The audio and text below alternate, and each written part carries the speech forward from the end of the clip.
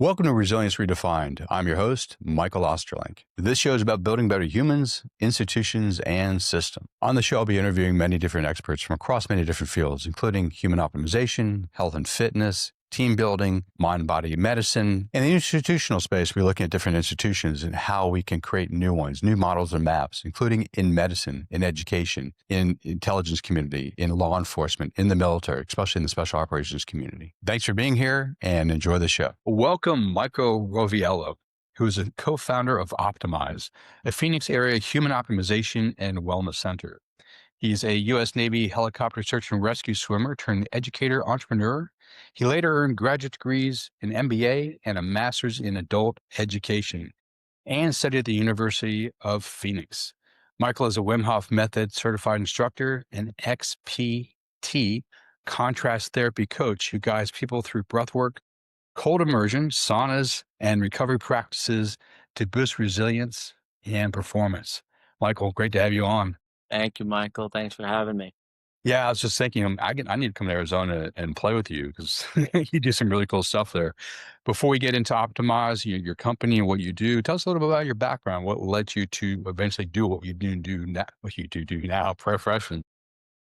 Well, I grew up in Queens, born and raised. My family, great grandparents immigrated over from Sicily and Naples, Tuscany area, and so we grew up in the city. And I was, lived most of my early years there, teenage years there. Went to high school in Queens, all that. And at the age of 20, I made a decision to join the U.S. Navy. At that time, I was kind of, trying to figure out what I was going to do and what type of profession I wanted to get into. I was doing some community college, was really unsure about what route. I was applying for like local police departments, fire departments, those types of jobs, not necessarily getting a call back as fast as I wanted to at that time. And this opportunity presented itself where I wind up speaking with a recruiter who, had me go down to MEPS, which is where they do all the testing to kind of figure out what type of career path you would go on in the military career. I chose the US Navy because the Navy had the capability of like lots of travel. And I figured if I go with the Navy, there's a highly likelihood I'll be stationed somewhere coastal, which is usually kind of one of nice parts of the United States. And I'll also have the ability to travel around the world. And so that seemed really attractive to me at the time. I got the opportunity to apply for a job in the Navy called Aviation Warfare System Operator. And that can go multiple routes. You can either get assigned to like fixed wing planes where they essentially track submarines from the sky, and it's a fixed wing application. And you don't go on ships if you go that route. You mainly, live on certain bases around the world and do all types of activities working with anti-submarine warfare. Or I could have went the route where you go helicopters, and if you go helicopters, you still work in anti-submarine warfare, but you also get certified in helicopter search and rescue duties. And then that sounded way more exciting. So I decided to go the helicopter route where I would get to do anti-submarine warfare, helicopter search and rescue, combat search and rescue, and then many other things that helicopters do for the U.S. Navy. So I enlisted in the U.S. Navy back in 2000. Yeah, Oh, 2000 is when I enlisted. No, sorry, 1999. Like 1999, I enlisted in the U.S. Navy, and so that made me leave New York. So it was kind of the first time living outside of New York. We did some basic training in Great Lakes, Illinois, and then for my school program, uh, all of the Navy aviation program was in Pensacola, Florida. So after basic training, I got stationed in Pensacola, Florida, and did my aviation training, search and rescue training, anti-submarine warfare training, and then eventually got permanent duty in San Diego, California. And so I got assigned to a squadron in Coronado, NAS North Island, and that's where I pretty much finished out my career. Nice. Okay. All right. So, great career in the Navy, very interesting decisions you took and what you wanted to do inside the Navy. When did you finally leave the Navy and lead you to the career you're doing with Optimize and all the great health and optimization and resilience work you do now? So I left the Navy at the end of 2004. I finished out my contract, and I had a friend of mine who had moved to Scottsdale, Arizona. So I had the opportunity to visit a few times prior to leaving. I kind of fell in love with the desert, just the vibe out here in Arizona, Phoenix, Scottsdale, the mountains, the weather, the cost of living at that time was really low. And so I was 25 years old at the time, and I kind of had a couple options. I could have stayed in California, which was fine because I had like a network there. I could have moved back home to New York, where I was from. My whole family was still there, or I can kind of give it a shot in Arizona and just see what came. And at the time, I had saved some money and you know had the opportunity to buy a home kind of right away. And so You.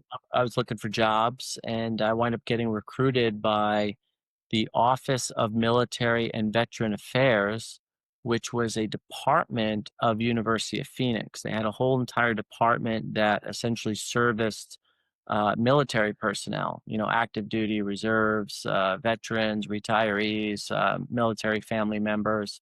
And so I just thought that was a great transition and a great fit because all the people that worked in my department were all prior service. So it's Mhm. pretty cool. All your colleagues and coworkers were either ex-Marines, Air Force, Army, Navy, all of that. So it was kind of a perfect transition for me. So I separated from the Navy. I started working at the university. I went back to school as well for myself. I worked with military personnel who were deployed overseas and wanted to attend college, and I worked in that career field for about 13 years, and kind of worked my way up the ladder, starting off in enrollment and eventually became a manager and then eventually became a director. And at the end of my career there, I was actually a senior director of operations, and put in a lot of time and effort throughout my time in the university. I also went to school, wound up finishing an undergraduate degree, went back to school, wound up finishing an MBA, went back to school, finished a master's degree in adult education and training. And so at that time, I was kind of ready for something new and exciting. And I had gotten connected with a guy by the name of Wim Hof, who was talking about resilience and endurance and immune system and health and mental health. And he had been recognized for about 26 Guinness records that he had completed. The most common one that people know him for is that he hiked to the death zone of Mount Everest in his shorts without oxygen. And so I was really just inspired by his message, his work. And he was teaching a workshop out in LA. And so one weekend I went out to LA to go visit his workshop and just had a great weekend experience and got a chance to take a photo with him and meet other people who were interested in that type of work. And on my way home from that workshop, driving back to Phoenix, I made a decision that this is something that I wanted to pursue further. And so I started looking into what the instructor route would be like and how I can be one of his US based instructors. And then shortly after, I made that transition from university senior director of operations to basically a US based certified instructor for Wim Hof. Let me ask you a question about Wim Hof. Most people who listen to this would probably already know who he is, read his books, heard about his story, his amazing deeds. But just for some folks who might not know about the Wim Hof method, can you talk about what you learned and how it affected how you think about human optimization and health and resilience? Yeah, the Wim Hof method is three pillars. So it's breathing exercises, which I was new to. It was mindset and cold water therapy. And that's what most people know him for is, the ice baths and that kind of stuff and the cold exposure work that he does. But basically, he's been able to really learn how to tap into the deepest core of our mind to show that the body has a lot of potential. And so he put his body to the test by doing these great feats, but also allowing universities and scientists to study him to see, well, what is actually happening in the body during his breath work routines, during his meditation type routines and mindset activities, and then also what's happening in the body when you're exposed to extreme cold temperatures. And so that's where a lot of the science was coming out. And, there's been a few books that have been written about his work. And so I started practicing the method myself. Prior to even meeting him, I was just interested in the method itself because I had an injury that I was essentially trying to solve. When I got out of the military, I suffered from some neurological issues that we couldn't quite get a grasp of like where the core issue was. So I went through a lot of different procedures, taking a lot of different pain management pills, pain management procedures, all types of anti-inflammatory, muscle relaxers, all kinds of stuff because I was experiencing extreme pain in my upper neck and back area that I just couldn't quite understand. And so some surgeons got a hold of my MRI and saw that I had a compressed spinal cord. And so my spinal cord was being compressed, and they had recommended that I do a surgery called an ACDF, where they cut your throat open, they move your esophagus, I believe, over, they remove some discs from your spinal cord, and then what they do is they fill the gaps with cadaver parts, and then they screw a 4-inch titanium plate into your neck, and over the course of a year, that cadaver part then fuses with your own bone, and essentially you're kind of back to normal. Although there was going to be some limitations in what I was going to be able to do, types of activities. So I went through the procedure after I separated from the military, maybe 2008, somewhere around there. And about a year later, I started having some complications. I noticed that the pain had kind of shifted to different areas of my spine. I was still having some functionality issues in my motor skills. Yeah, I wasn't quite healed. I wasn't where I wanted to be. And the pain was so bad that it was really messing with my daily life. It was messing with my work life, all that kind of stuff. And so the recommendation from the surgeon was, all right, we're going to go back in and we're going to like do another procedure and fuse above and below where you already had that done. And there's just really something inside of me that just said like there has to be another way. And so I actually declined the surgery at the time, and I just told him that I was going to explore some natural techniques and therapies and whatnot. And I could tell he really wasn't a believer in alternative medicine, but I always had the option to come back and get the procedure if it didn't work. So that kind of started my journey on self exploration and trying to understand my body and trying to understand the root cause of pain and chronic issues. And so I just started reading books and trying different techniques. I was learning about meditation. I read a book by Dr. John Sarno, which I shared earlier with you, called The Mind Body Prescription. He also wrote a book called Healing Back Pain and the Divided Mind. And his philosophy on pain was that pain is rooted in the mind. It's a mental, emotional problem. And so the only way to solve that was really to unwind past trauma, to unwind unresolved mental, emotional issues. And that was the one area that I really didn't put much energy into. So I started to just kind of lean into that, reading more books about the mind body connection. I started getting into the work of Dr. Joe Dispenza and Eckhart Tolle at the time, and really just started to understand emotions and anxiety and depression and PTSD at a very different level. And eventually, that work had taken me to the Amazon jungle where I explored like plant medicine. And eventually, that work had taken me to Wim Hof and doing breathing exercises and cold exposure. And so I really found that this was the answer that I had been searching for, and went way down the rabbit hole. Sounds Um, like it. yeah, not only just becoming a practitioner of the work, but eventually becoming a teacher of the work, and then eventually not having the complications that I was having. I was pain free, pharmaceutical free, procedure free, and so I felt like I needed to kind of share this message and share this type of work with the world. And then that's what got me into becoming a certified instructor, and then eventually opening up my own centers here in the valley called Optimyze.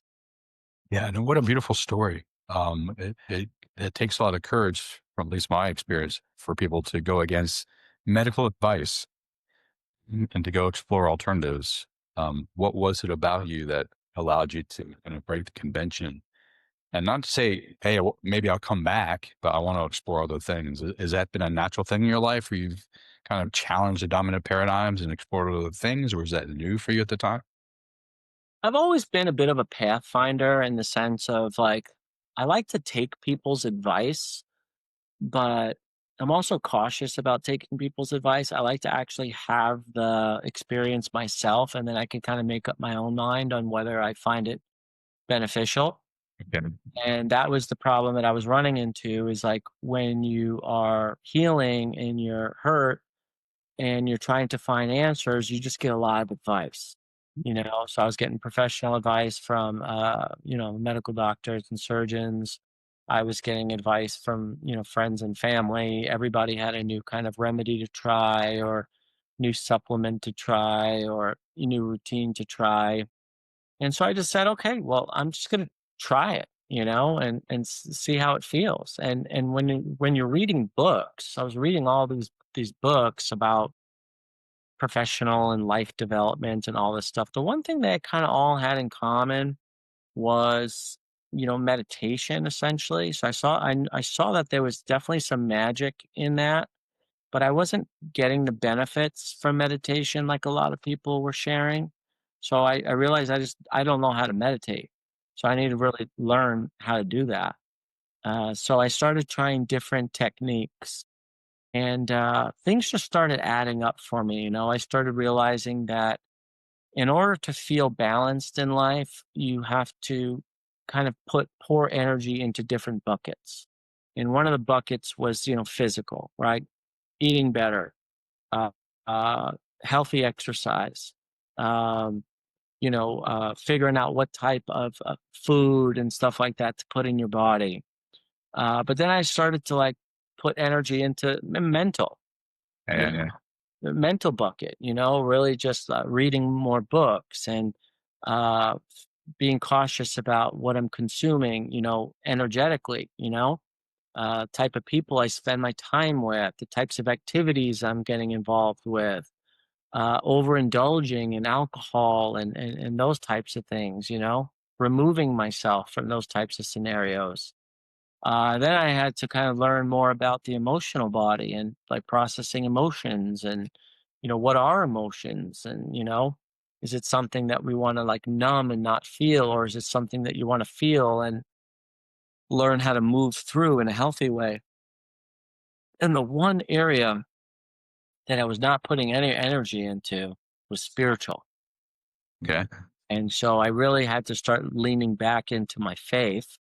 I never quite lost faith, but I just didn't have any activities or energy that I was pouring into it. So I had to kind of put energy not just in physically restoring my body, but mentally, emotionally, and spiritually as well. And so a lot of the work that I was consuming at that time and reading and learning about um, really helped to kind of check boxes in each one of those buckets. So, And what would you say presently are some of the like spiritual practices, mental practices, emotional practices, and physical practices that kind of guide you on a day to day basis?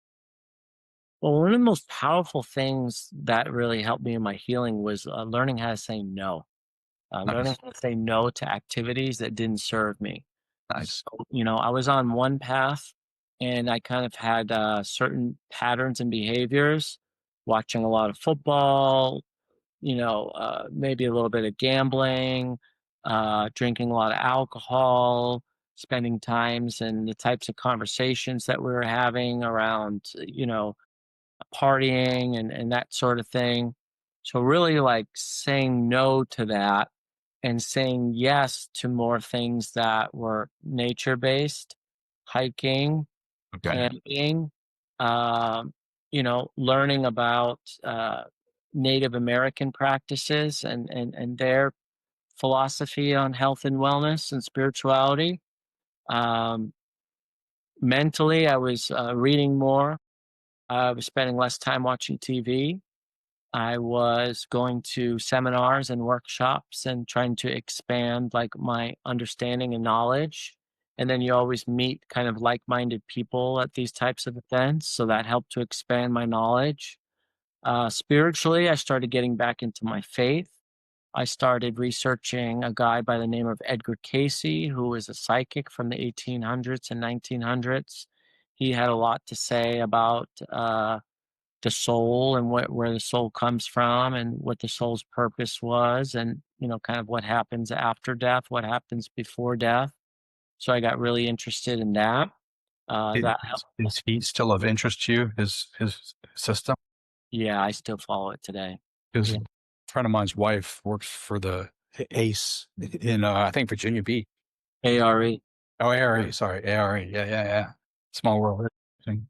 Yeah, so I still listen to videos that are being made, Nice. basically transcribing the work that he did in the early 1900s.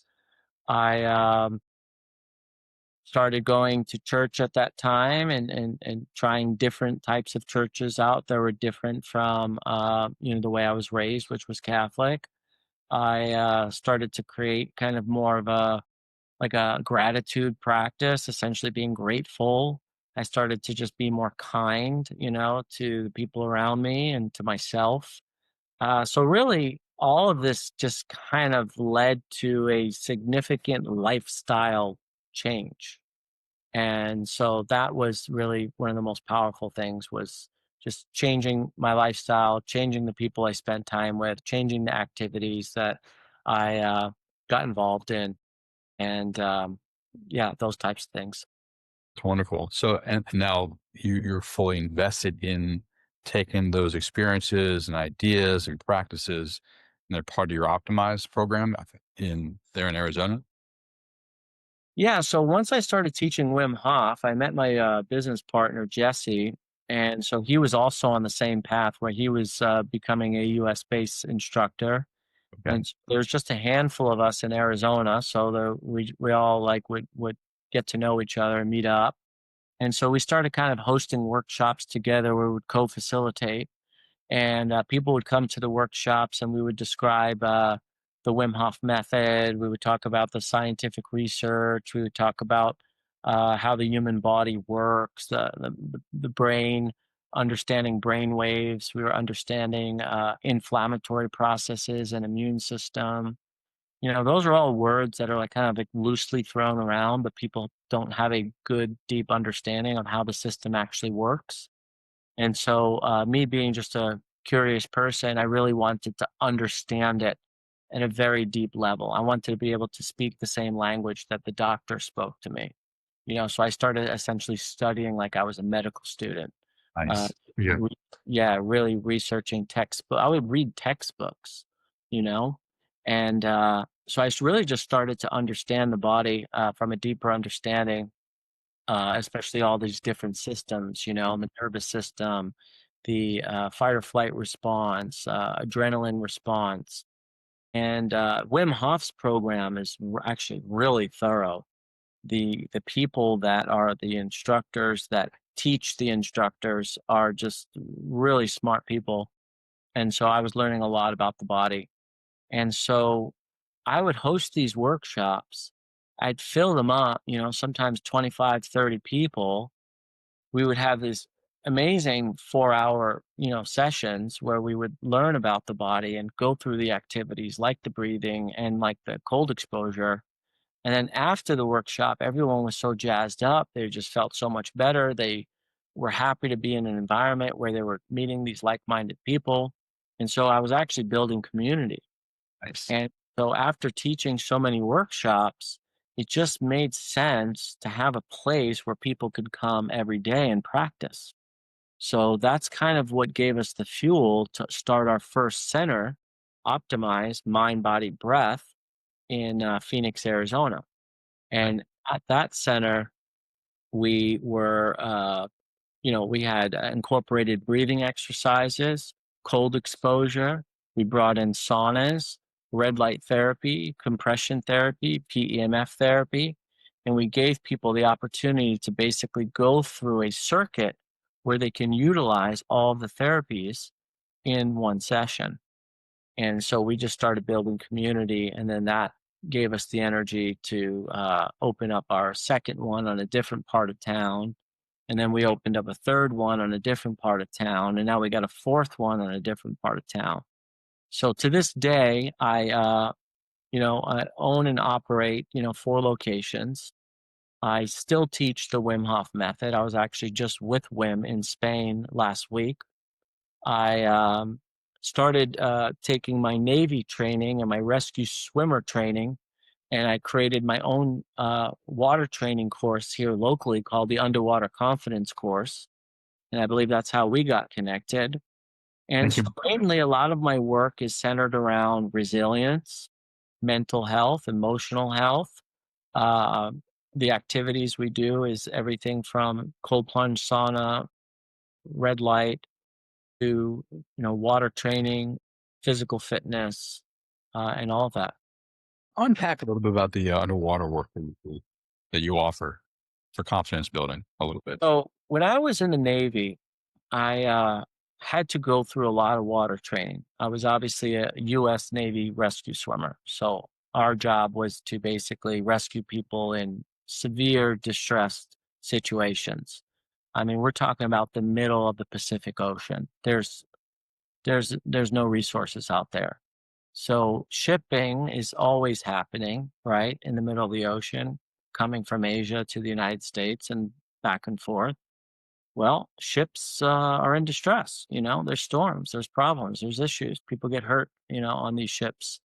And so, being stationed on an aircraft carrier, we would respond to any sort of distress, regardless if it was our own military units or not. And so, in order to be able to do that type of job, we'd go through a very difficult school program called Rescue Swimmer School, which is in Pensacola, Florida. And they're trying to weed people out, obviously, and make sure that only the people that pass are the right fit for the job. And so they have lots of different types of drills, lots of mental exercises, lots of underwater exercises. And I always felt like I had a unique advantage over the general public, very similar to SEAL training, because they go through such difficult training in order to, be able to perform those duties and be a SEAL or be a rescue swimmer. And so I always left the military with kind of a confidence that I had a kind of a unique advantage because I was put through the test. But I didn't see that this type of training was available for the general public.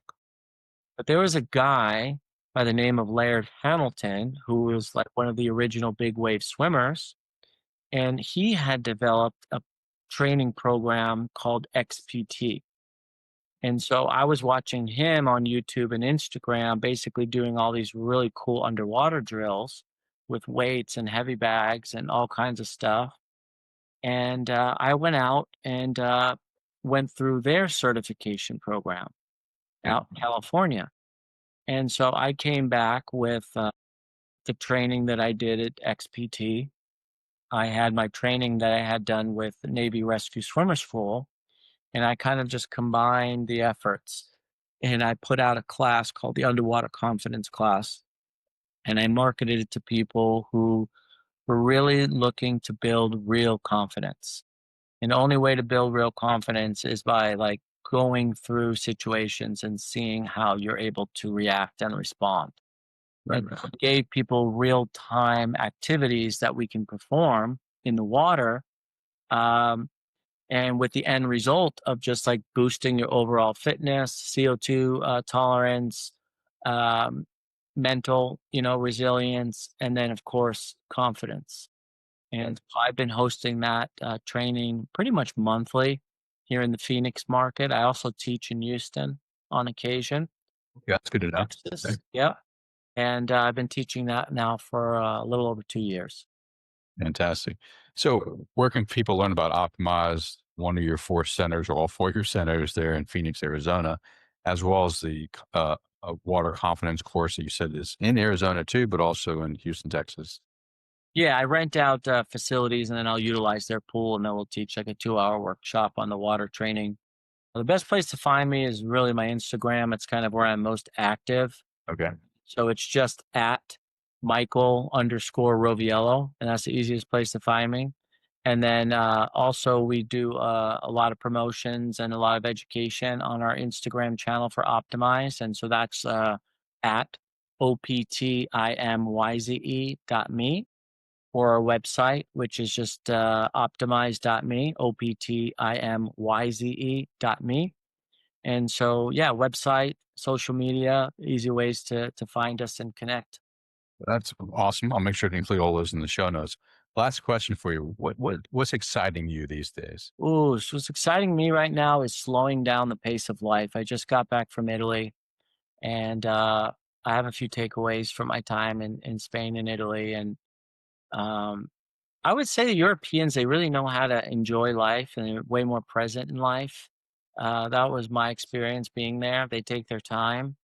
And here in America, we're kind of always in a rush and we're always on to the next thing and we don't really know how to slow down. And but we're all dealing with like anxiety and depression and we have all these mental health issues. And then we're trying to find a quick way to solve it through medication. And so I am really excited about slowing down. That's like my main mantra from my trip back, taking more time when I eat, waking up early, giving more myself more time before I have to start responding to the day. Also, one of the beautiful things that I saw in Italy and Spain was they support everything wherever they spend their money is all local. So you didn't see no big chain restaurants and strip malls and all that stuff that we have here. You literally are buying coffee from the local guy that has a cafe down the road. When they go food shopping, they have 7 day a week farmers markets. We call them farmers markets. They just call them, basically markets. Yeah. So they buy all their food fresh. They eat fresh. They don't buy food for the next month. They buy food just for the few days or for the week. Um, every time they go out to dinner, whether they're going out to dinner or lunch or anything, they're spending their money on local. They're supporting that local guy and woman and family who opened up their own restaurant, who's pouring love into their food, and we're just eating this processed crap from these big corporations that they're just looking at the bottom line and just looking at the numbers. You don't even know where the food's coming from. And we're wondering why we have so many like issues with our food and pesticides and all, but we actually have the ability to control it by where we spend our money. So my Amen. mantra is walking more, slowing down, giving myself more time in the morning, and every dollar I spend just supporting local family-owned businesses in my area. Michael, I love that. I appreciate you sharing your insights from your time in Sicily and Spain. Michael, thanks for joining me. I've enjoyed this conversation, getting to know you. I definitely will encourage people to check out your training your training centers that you have there in Arizona. Maybe you'll expand to other parts of the country. Maybe that'd be kind of cool. And Underwater. also your underwater confidence building program. That's how we got connected. I want to do a shout out to Mark for introducing us. He loved your program. It worked. So that's awesome. And it's good to have you on. Thanks. Awesome, brother. Thanks for having me, Michael. Nice to meet you as well. Enjoy your time in the Bronx. Man. Talk to you soon.